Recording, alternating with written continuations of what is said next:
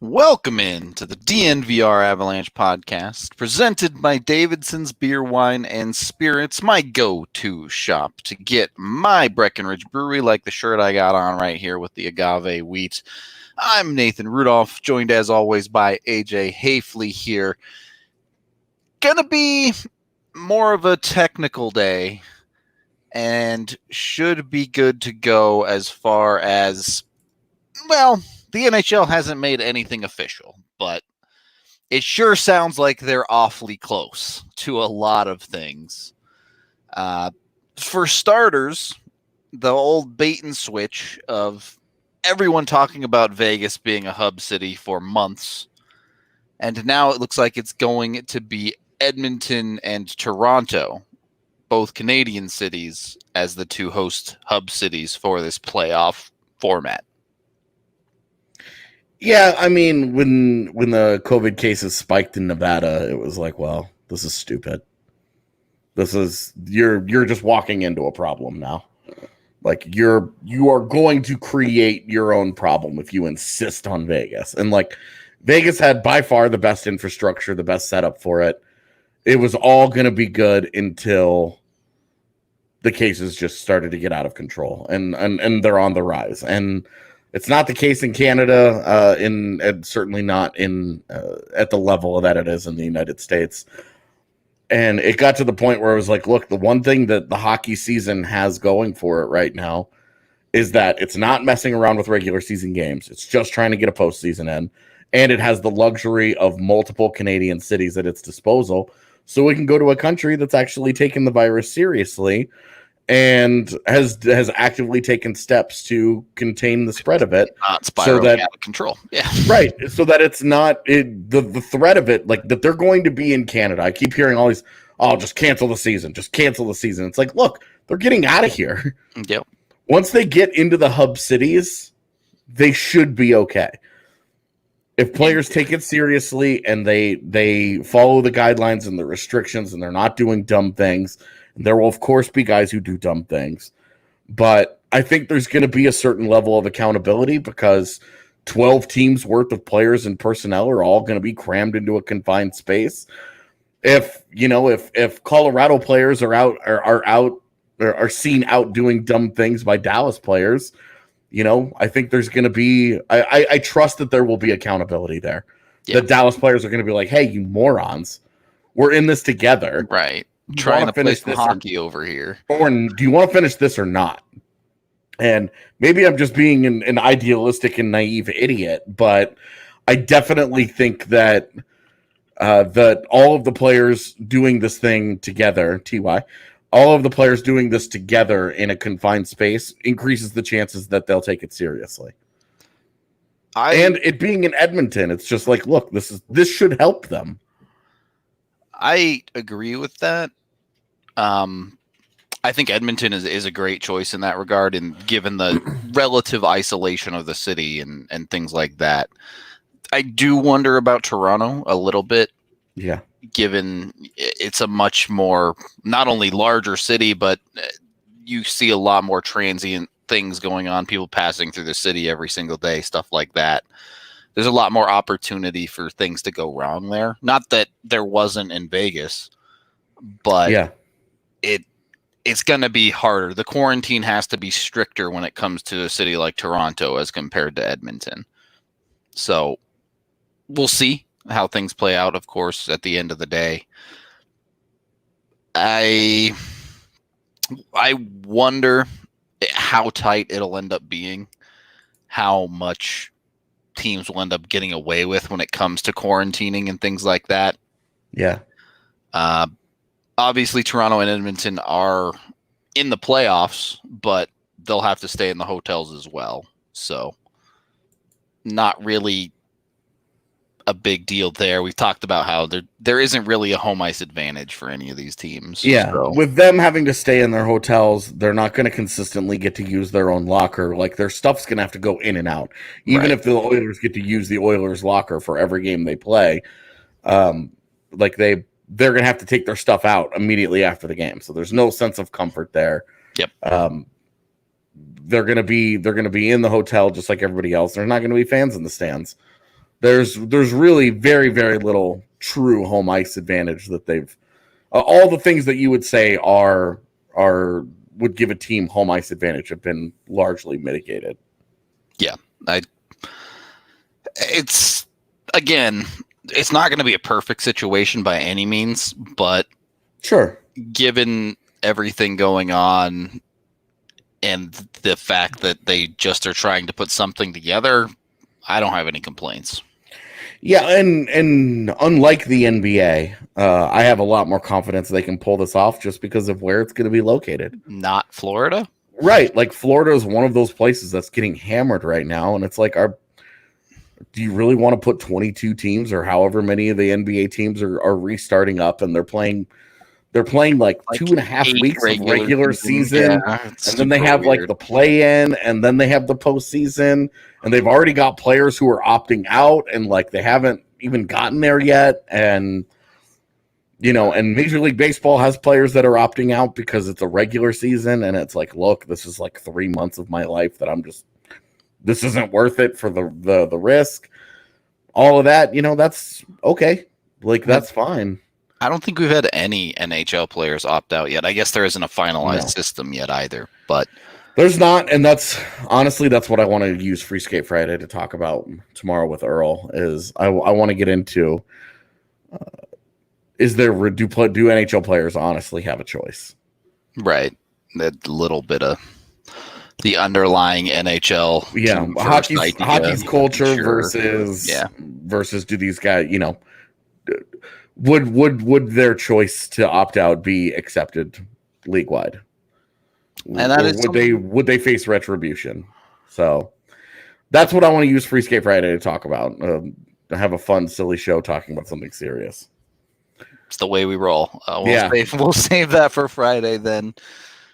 Starting to look around the rest of everything going on is at this point, the NHL and the NHLPA are having conversations every single day that are pretty lengthy, and we're getting to the point where they're nailing down the minor facts, the small factors, and even talking about a potential CBA extension at this point up to 2026, I believe, is what has been thrown out there. So will it get done? Who knows? It's the NHL. Sometimes these things take a lot longer than they should, but certainly a lot of steps are getting taken. It feels like it's taking a long time because we hear about it every day. That is true. Like where we've been hearing about a possible CBA extension for almost 2 weeks now. Yep. And like if they had just been like, hey, if they had just not leaked any of this, just keep it on the DL here a little bit. Let's have these conversations responsibly. But, I guess as a reporter, I shouldn't say that. Keep leaking, boys. Please leak stuff to us. Keep leaking, boys. I mean, I guess that's a question, right? Because at a certain point, the NHL obviously knows at least some of this material is leaking. Yeah. And they aren't doing anything to stop it. I imagine somebody for the NHL has a Twitter account, yes. Yeah, right. So, to a certain level, the NHL wants this information being dripped out there. And I guess that's kind of an interesting choice to me. Like, I understand. On the one side, you want to keep the league in the front of people's minds on Twitter, on Purview, let everyone know that, hey, they're still working to come back, blah, blah, blah, blah, blah. But yeah. It almost feels like a little bit of burnout after a while of they're trying to come back, but nothing is really happening. So it almost feels bad as a consumer of the content. Yeah, I mean, it's sort of how it works. It is. But it's it's fine. It's very whatever. Honestly, I'm just excited that they've chosen 2 cities that make sense and that probably give the best chance to actually get this done. And getting out of the United States is a huge boon. Definitely good. And I don't say that as some like angry anti-American rant. It's just logic. Just look at the COVID numbers and then Right. you understand why. The big fear is that half of a team is going to get sick. I'm very, very concerned about what's going to happen when football season tries to get going, because they're stubborn as hell. Yep. When baseball season gets actually rolling along and these guys are out and they're playing games and they're in a bunch of different cities and they're doing the thing. Totally reasonable to wonder how long that's going to go. But these guys isolated in Edmonton and in Toronto, in a country that has done a good job overall of managing this. I'm a lot more encouraged. Right? Yeah, exactly. That's a good way to put it. They definitely have better odds to get this thing done, especially because they're not messing around with any regular season. They're dropping into the postseason and they're saying, let's play our most important games. Let's get this over. Well, let's do this thing. And I, for one, am very excited for it. And I have more confidence now that we're actually going to see it. I don't have confidence in the other sports. I have confidence in the NHL. I which is a sentence I don't believe I have ever said in my entire life. Well, Pete says all this Hub City talk makes me want to drink. Pete, I hope you are drinking a Breckenridge Brewery, the official beer of DNVR. Whether you want the agave wheat shirt I got here, or a classic Avalanche Amber, AJ's favorite Strawberry Sky, you name it, you can pick them all up from the farmhouse down in Littleton from noon to 8 p.m. and get $5 off when you use code DNVR. So be sure to give those guys some love down there. We always love drinking our Breck brews. You can get orders in at 303-803-1380, or of course always go to your local Davidson's or liquor store to pick up your Breck brew. We also have a big WGT golf tournament coming up this weekend. The 4th of July is right around the corner. Many people having this weekend off and things like that. Use some of that free time to head on over to DNVRgolf.com and download WGT Golf and join the DNVR Clubhouse to get in on the action. We're playing the best of par fours course for, of course, 4th of July. So everything adds up there. Be sure to bring your A game out, as there are some really awesome par fours out there because they have true to life courses in the game, loved by more than 20 million people around the world. Again, DNVRgolf.com to download. Second period of the DNVR Avalanche podcast, presented by Davidson's Beer, Wine, and Spirits. As we continue moving through, let's be honest, this is a lot of logistical things being worked out for the NHL as of late. One that we've talked about quite a bit on the show is the expectation of a flat cap for the next couple of years. And now it also sounds like in that third year, it's just going to be a $1 million raise. So currently it's $81.5 million. In 2022, it would be $82.5 million. The realities of that are teams are not going to be signing a ton of expensive free agents league-wide, basically. There are going to be a few teams that have a lot of money to work with, but pretty much everyone is going to be on a tighter diet than they were before. So we'll have to see. You're good. You're good. I'm alive. Either way. We had a little, we have drama taking place. Big drama confirmed. Yeah. Just trying to put out fires. All right. Well, while fires are burning that I don't even know about it yet, the fire that is going out is cap increases, AJ. Yeah. We're in a tough spot here.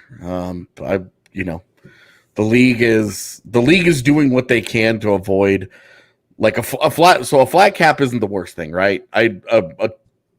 Imagine a $10 million rollback.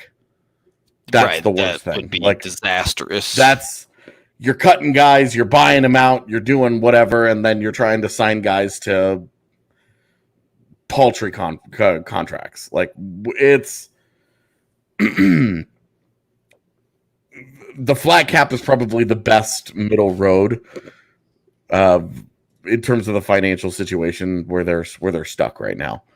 Yep. Losing out on $700 million in revenue from the end of the regular season, and being able to put together this playoff, which they're having to spend a lot of money to put together. Yeah. Right. So it's not like this is like pure profit for them. They're having to spend quite a bit of money to make sure that this thing, between all of the testing procedures and everything, it's all of it, right? Like just all of it. But it's really, the flat cap is going to be the flat cap is going to be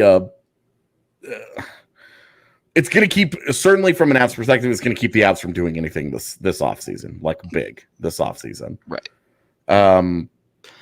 I think that's a lot of teams, not like obviously the Avs particularly, but with a bunch of teams and the unknown of the expansion draft coming up, it's really hard to make moves without knowing how much cap is coming off in the future years with that expansion draft. Because like if Seattle rolls up and takes some $700,000 prospect, you're getting no cap relief from the expansion draft. If they take some dude that you're paying $4 to $5 million, that's a lot of money to play with. Yeah. So yeah, I also think that the contracts have been going way up. We're gonna see a major scale back, at least for this year. Yep. Of those deals, and I think the biggest impact is that I think that long-term deals are going to be rare.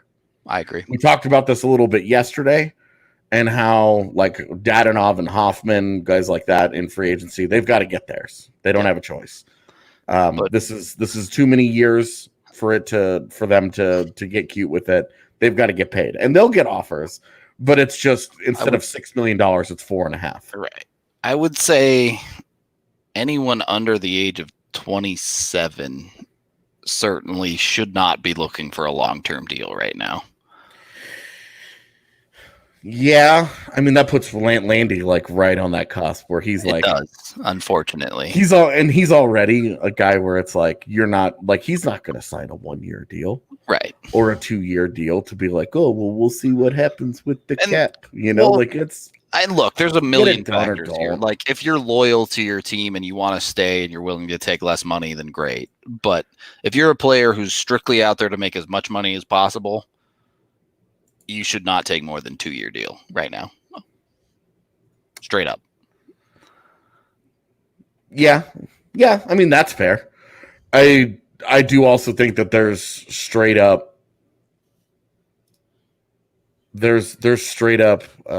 going to be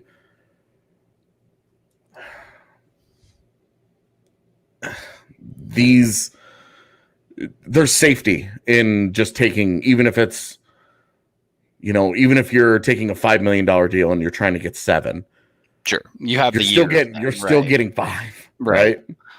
Like you're still getting paid $5 million over the course of that contract, and like you get hurt, you don't play very well, and Landeskog is right at the point where, especially a power forward-y style of player that historically they do break down relatively early in their careers. Right. Certainly a guy who's been physical in his career. He's not the most physical, but definitely a guy that has not shied away from contact in his career. And there is that threat of when the body starts to break down, when it stops recovering as quickly, you don't ever get it back. And if that happens at 29, that's problematic. If it happens at 34, the Avs are fine.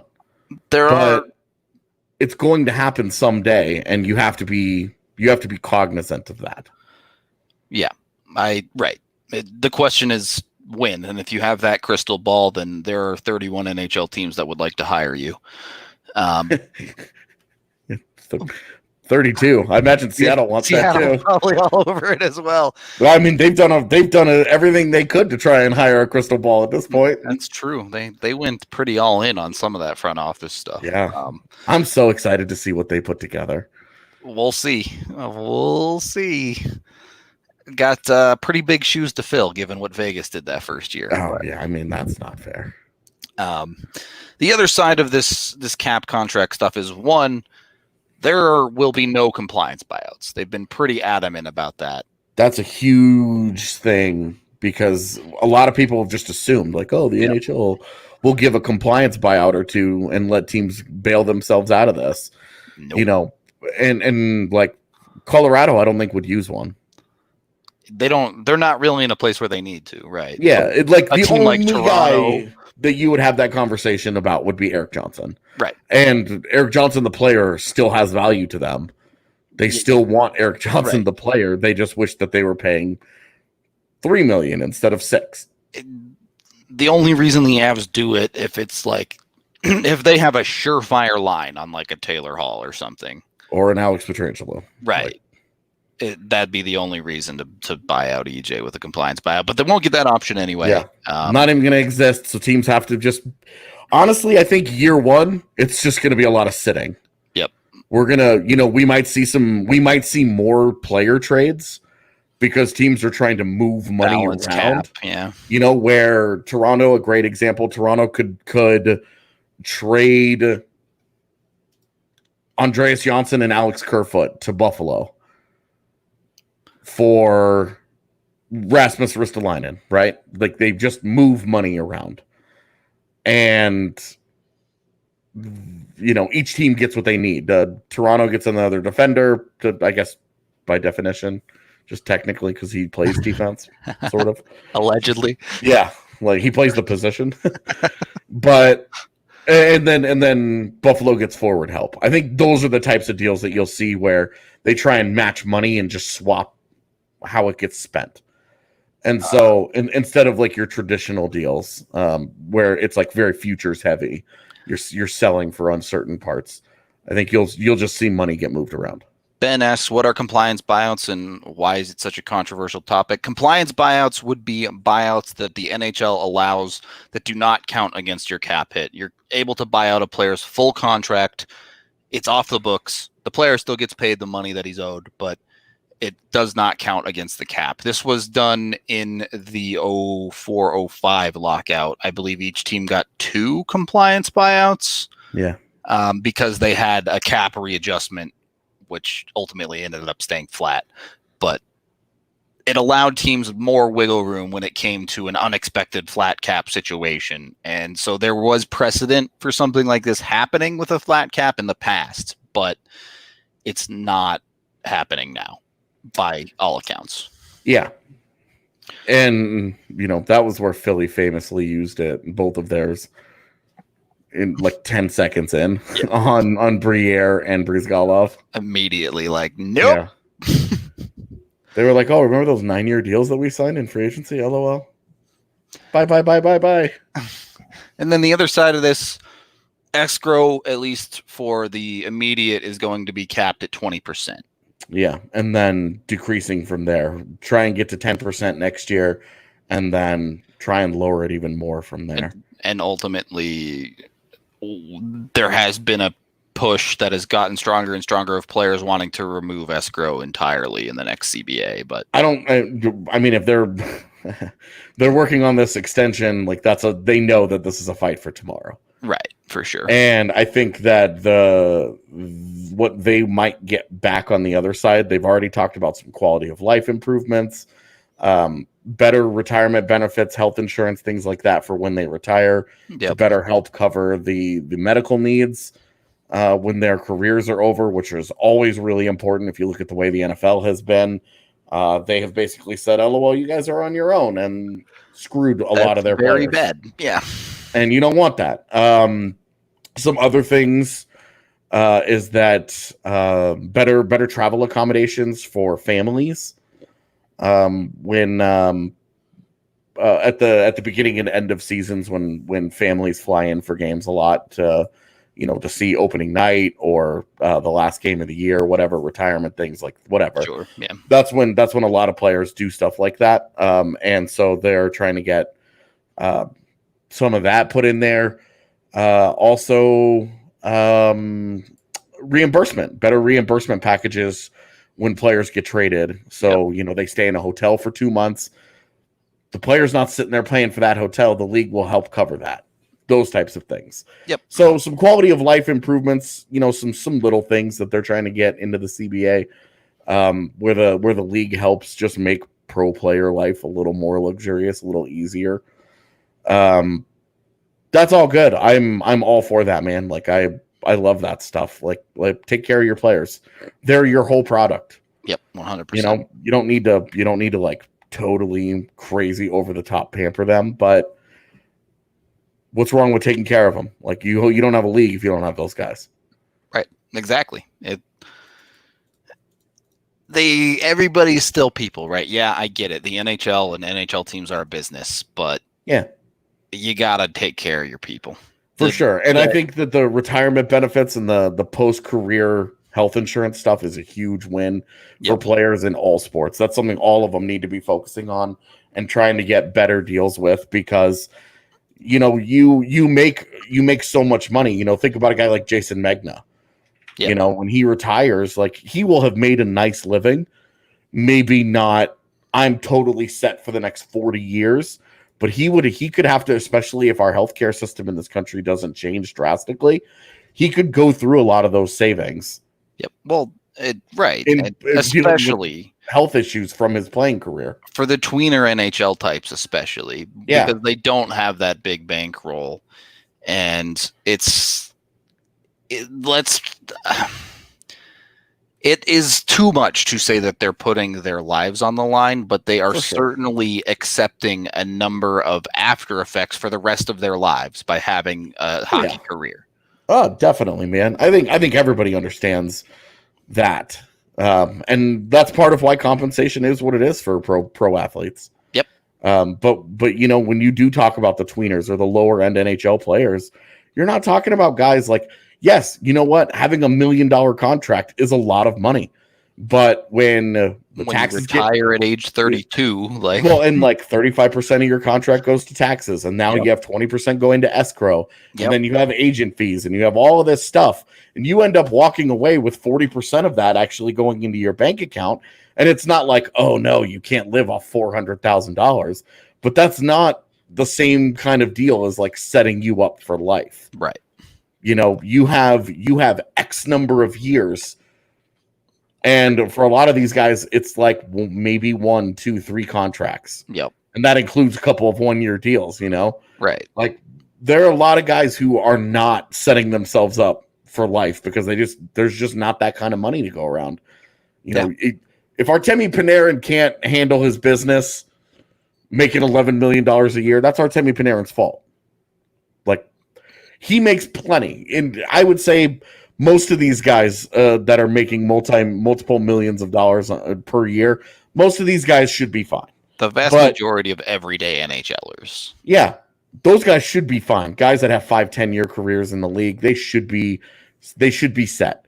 But making sure that your fringe guys, hey, they have to make up the league too. Yep. And when you expand to 32 teams, there's a hell of a lot more of those guys.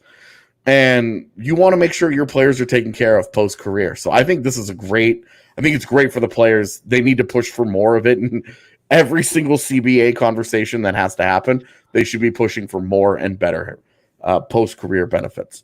Make sure you guys are taken care of. 100%. We can take our second break there.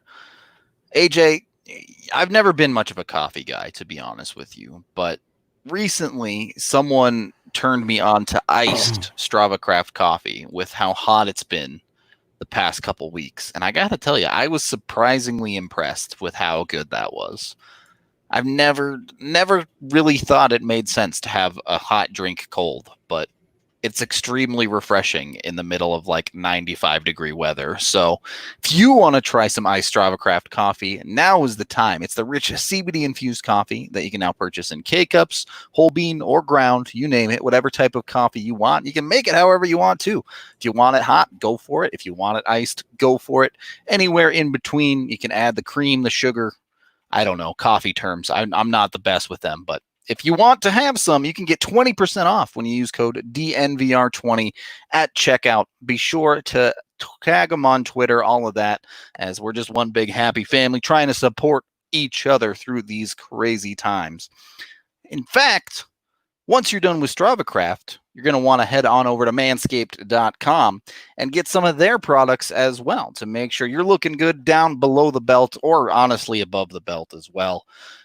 You can get any number of manscaping products from them, whether it be a trimmer, whether it be cologne, whether it be easy. Oh, I bet AJ has something. Yeah, look at that.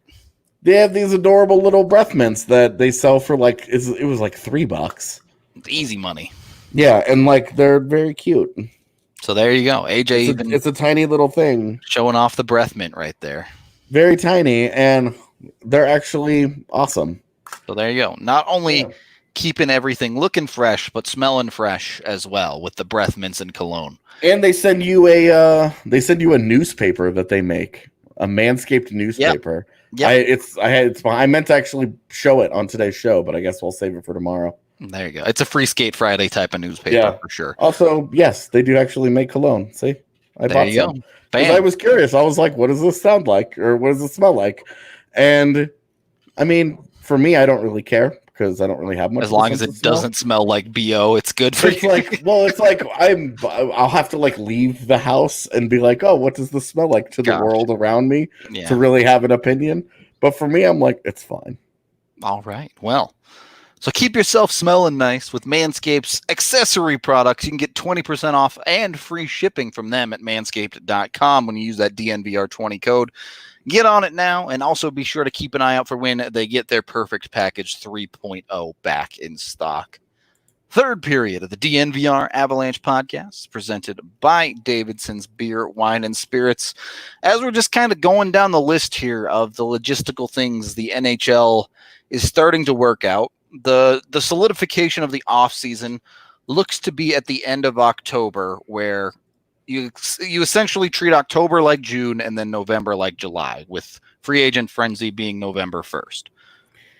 Excited, man. I know. It's going to be... Get all wiggly and jiggly. It's going to be a lot of fun. I'm realizing we have probably like 3.5 weeks left before it's just going to be a flat out sprint for the next like 4 months. I will see. I was talking to the fiance this morning, and I was like, look, like when this starts, it's going to be 70 or so days. Yep. Of chaos until the cup is awarded, and then the cup gets awarded, and then we're going to have a shorter than normal off season. Yep. We're going to get into the draft, and then we're going to get into free agency in November. Everything will kind of chill out a little bit. It'll be regular off-season stuff. You and I will have plenty to talk about again. Yep. Through November, and then camps will start mid-December. Exactly. Camps get going in December, and the season starts in January. Then they have a full 82-game season. Let's say that the season just runs through the end of July. And then we have the off-season. The off-season happens August, September. They do all of that, and then they roll right into the next season. And I was like, dude, we're going to have 2 full seasons plus this crazy playoff, and we're not going to have a full off-season, like a full regular normal off-season for us. A straight for the next sprint, couple of years. Yep. It's going to be like, it's going to be awesome, to be honest. Straight up. After all of this, I like everything is perspective, right? But I've always, me personally, I get tired of hockey come like January, February, that like right when they're in like the 50 to 60 game range.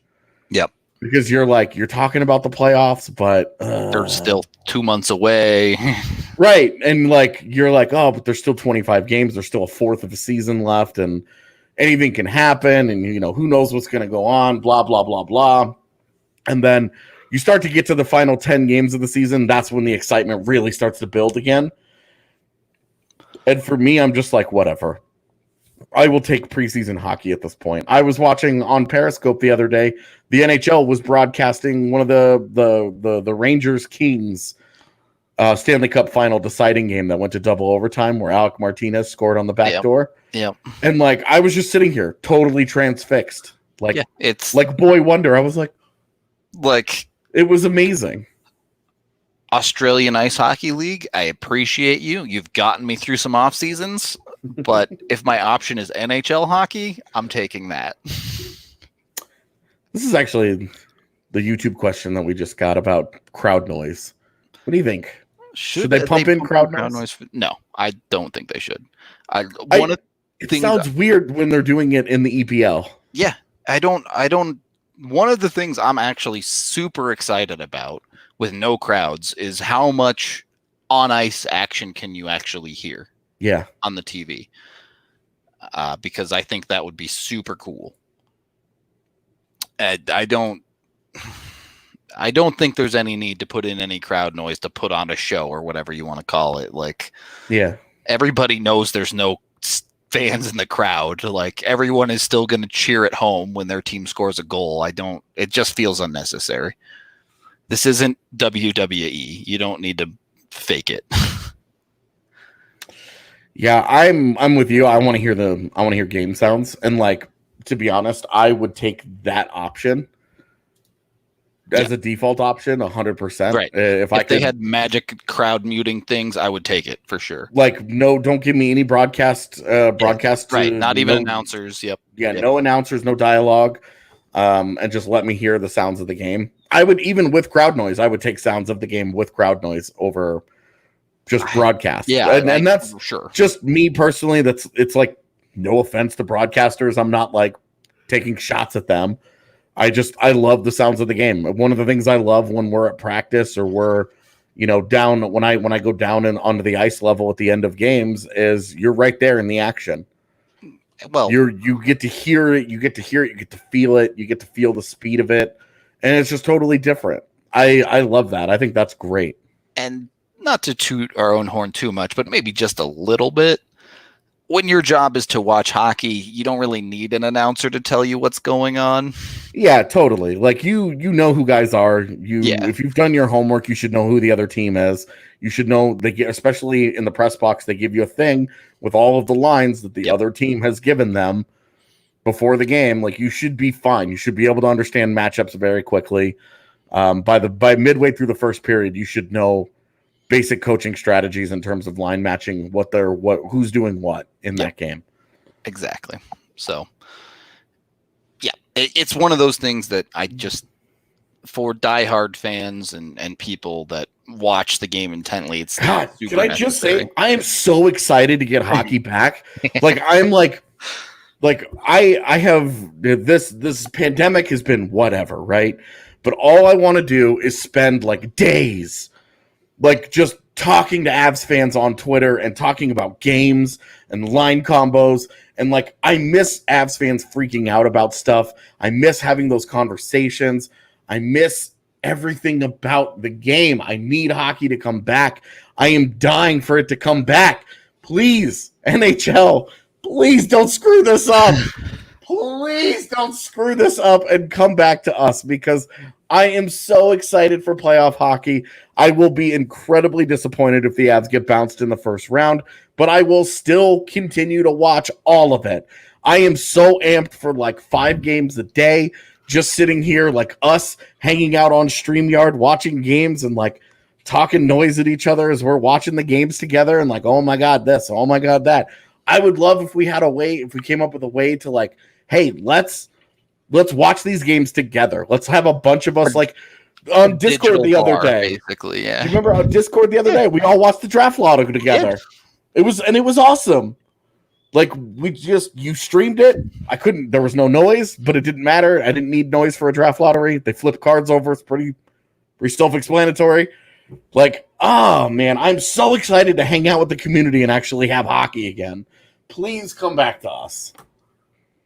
Yeah. Sorry. I just had to get off my chest, man. I'm so ready. I agree with you, but I'm trying to ease myself back in because I know there's still like 3 weeks to go. And like, this is where baseball's great, right? Because it's going to come back a little earlier. And so it'll be like, oh my God, sports are back. So that like initial exhaustion will be gone. Yeah. Because we'll have it on every day again. And it'll be like, oh, this is normal. And then hockey will come back and those games are actually going to matter. And it won't be baseball. And it's going to be, I'm so excited. I'm extremely excited to I miss hockey. Have it back as well. I just wanted to clip a highlight. Please let me clip a highlight. We all have like a thing where we're like, Yeah. just let us get back to doing whatever it is. Like I tell you, I'm going to get emotional for the Avs first game when we are in DNVR bar. And like we've got a bunch of our regulars, Steph is there and Cygnus is there and a bunch of the other people, Chris Hill will be there. Like a bunch of our peeps are going to come down to the bar and they're going to hang out and we're going to all we're going to have a drink or two and we're just going to watch the game and everything is going to matter way more that first game. Every hit, every penalty, every goal, every time they hit the post, everything. It's going to matter so much and the place is going to go bananas. And I just can't wait for us to be back in our element. I'm so ready for this. It's gonna be sick. Yeah, Cygnus, I think we owe you a sticker pack still. You gotta get down there.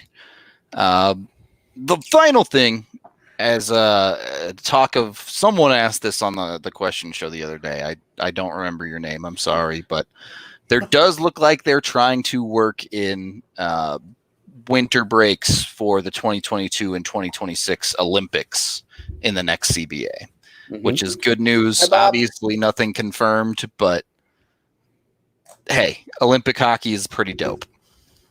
Oh man. And if that actually gets announced, we will do a whole show on it. Oh, definitely. Yeah. We'll have the conversation of, is JT Confer good enough to make Team USA? Don't worry. No, definitely not. He's not. Definitely not. But no. Team USA is going to be sneaky good. Yep. Since we last saw them in the Olympics, they've added Eichel and Matthews, so... Not to mention Kachucks. Oh, yeah, Kachucks as well. Definitely. Yeah. So, USA is not going to be a pushover by any means, but I'm excited to have those conversations down the line as well. I guess this is a good way to end the show is get hyped for hockey coming back one way or another. Who will be on that defense? The American defense? Yeah. The real question will be, obviously, could we talk? Jones and Werenski. Yeah. Where is Sam Girard on the Canadian defensive pecking order? All right, so y'all need to go tell the NHL to get back at the Olympics so we can have this podcast, basically. Kaut on Czech Republic? Frankie on Czech Republic? Frankie, you can make a case for. I don't think you can put Kaut. What? Not yet. Dude, you should put Kaut, Netris, and Zadina all together. Just run it back. Maybe after next year, maybe. Come on, man. I think you're overestimating the Czech talent in the NHL right now. Maybe. I might be. Yeah, Cale Makar's an easy. Cale Makar, Nathan McKinnon. The entire top line will be on their team. Gabe Landeskog, Philip Grubauer, those guys will all be there. Those will be easy yeses. Burakovsky should definitely be on Sweden somewhere. Yeah, I would think so, as like a third liner or something. Yeah, definitely. Okay, anyway, we're already starting the show.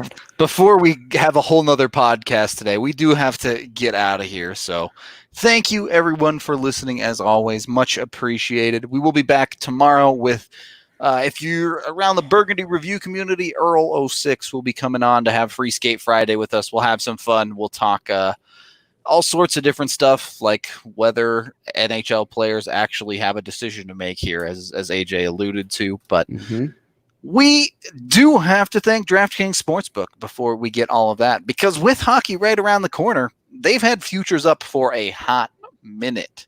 And you can still get in on some amazing odds boosts right now, including the Mile High City boost, which you can get plus 5280 on both the Avs winning the Stanley Cup and the Nuggets making the conference finals. Both have to happen.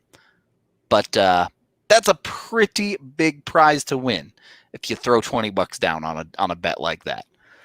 So, for the record, just to follow up yesterday's conversation, Joey Chestnut's record is 74 hot dogs. 74 hot dog in 12 minutes? Yeah. Jesus. What? The man is a wood chipper. I guess. Chestnut. He just feeds him in there. No. Well, they have like it down to a science, right? Because they like eat the dog and then they dip the bread in the water and it's water it down so that it's not bread like. Yeah, which is disgusting. Have you ever tried it before?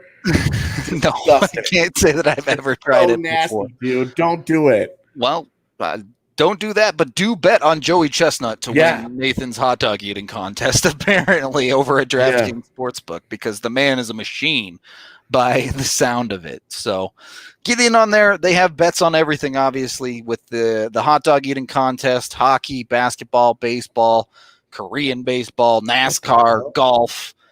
The list goes on. Russian table tennis. It's out there. DraftKings Sportsbook has you covered.